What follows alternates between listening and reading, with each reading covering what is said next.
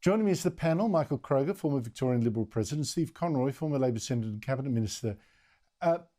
Michael, the war against Israel, that in itself is a huge issue, and I'm going to soon talk to a top military man about what's going on there. But about a fascinating survey of Palestinians, actually, that shows Israel's war is working. But what really is disturbing to me is how the Albanese government and the Greens have reacted to it. First, the Prime Minister, your assessment. Andrew, I'd have to give him a 0 out of 10. Nasser Mashni's right. He is the best friend the Palestinian community have ever had. Not in terms of him, supporting their demonstrations or whatever, but he's been so morally bankrupt, on the need to support democracies, freedom, liberty, security. He's been confused. He hasn't visited Israel. Wong refused to visit the sites of the atrocities, restoring funding to UNRWA, continually calling for a two-state solution at a time where who would be the other state? The list goes on and on. He's been totally morally bankrupt. He's confused, and his support is plummeting across this nation because at a time when you need moral courage, we've got this pathetic, diminished figure who doesn't know right from wrong at a time when it needs courage in leadership. And as others have said tonight, Netanyahu's shown extraordinary courage in the face of great adversity. But this guy's been a terrible leader, and it's been appalling for the nation. Steve Conroy, you've actually sat around many a table in government with Albanese. Where does his anti-Israel leanings, whether they're intentional or not, actually come from? Because it can't just be wanting Muslim votes now in Western Sydney. He visited the West Bank and met the deeply corrupt terrorist leader Yasser Arafat 26 years ago, visited a Palestinian refugee camp, and somehow came back so impressed he co-founded the Parliamentary Friends of Palestine with Joe Hockey, may I say, and addressed an anti-Israel rally during an intifada. How do you explain his stance? Well, I don't accept some of the characterisations of Michael or yourself in terms of Albo. I've known him a long time. I've known him his whole political life. We were in Young Labor together from 1984-85. And he has consistently, over the last 20 years, been an opponent of things like the boycott. Remember the old BDIS? He was a champion against BDIS.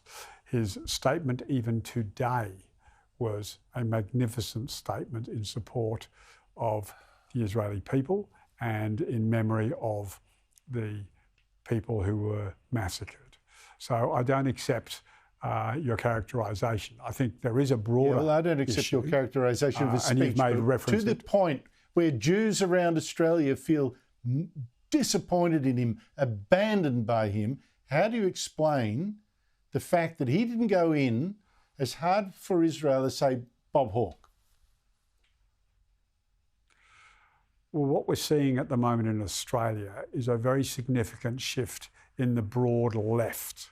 And what I would say to anybody in the Labor Party, any Labor voter, is that, to give you one example that Melburnians are going to be facing soon, in the Melbourne City Council, you should ignore the Labor Party how to vote card that recommends that you vote for the Greens, and you should vote for Nick Rees, who is not preferencing the Greens.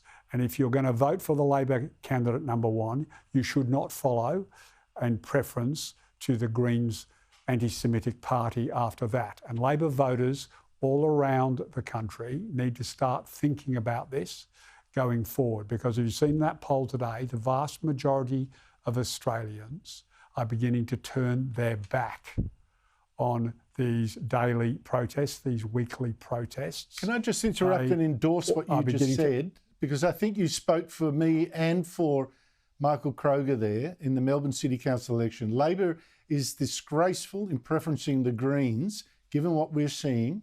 And yes, vote for Nick Rees. I know he's a former Labor guy, but he's got a Liberal running mate. And Nick is a decent bloke. So you speak for us both. But I notice you did not answer my question on the Prime Minister. How is all this going to play out in the election, Michael Kroger? So this is getting worse for Albanese. You've seen the poll today, 60% of people don't like these demonstrations. Of course, it's the same number that voted against The Voice. So what we're seeing is this large group of Australians that revel in freedom, peace and democracy, that love the unity of this country, being appalled by this hate-filled division that is being stoked by the hard left in this country in the name of, a free Palestine. Oh, please, we're not that stupid when they hold flags of Hezbollah, pictures of Nasrallah, pictures of Ayatollah Khamenei, etc., etc., etc. So the Australian public are quietly saying, as they did in The Voice, no, people stoking this division are not the type of people we want to have having a big say in this country. And how does that play out for Albanese? He is seen as being incredibly weak on the issue of Israel. Anti-Semitism has never been more rife, more plentiful, more hate-filled than it has been in my lifetime, as there is now under the watch of Anthony Albanese. And he will never, ever live that down, and nor should he. He's been pathetic in relation to the universities, pathetic in relation to Israel, pathetic in relation to these demonstrations. I mean, he is a man of the hard left. He is not a friend of Israel. No matter what he says, his history and what you've seen during his government tells you this is not a friend of the Jewish community. Albanese is not, and people in the Jewish community know that. They've worked it out now. And if there was anything to this bloke, he would have sacked Penny Wong.